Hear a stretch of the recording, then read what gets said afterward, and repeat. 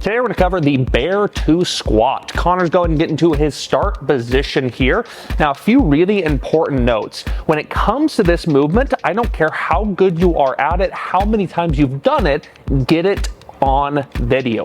If you do not film it, it's going to be impossible to determine whether or not you're doing it well. Even myself, I've done this hundreds of times throughout the years, and I'm telling you right now, if I don't get it on film, there's a very real likelihood I have a positional deviation that makes it far less effective I will not be aware of unless I see it on film. So if Connor's doing this by himself, he's going to get a video camera set prior to him doing it.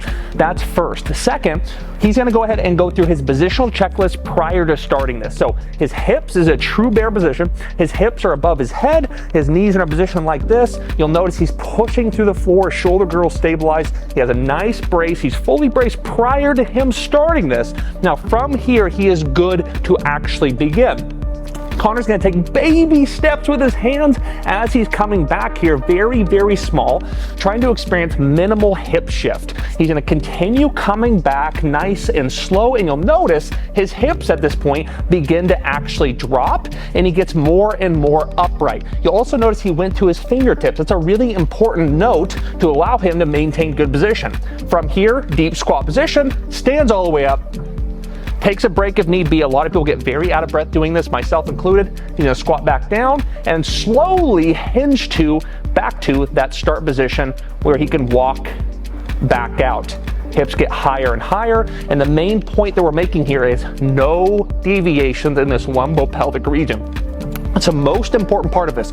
We're trying to integrate shoulder girdle stabilization with trunk stabilization, and if we have deviations in this position, the drill becomes virtually worthless. We need to maintain good position in this section here. Real quick, Connor, stay here for just one more second. I know you're probably getting tired, but let's go ahead and show some posterior pelvic tilt as we sit back. There we go.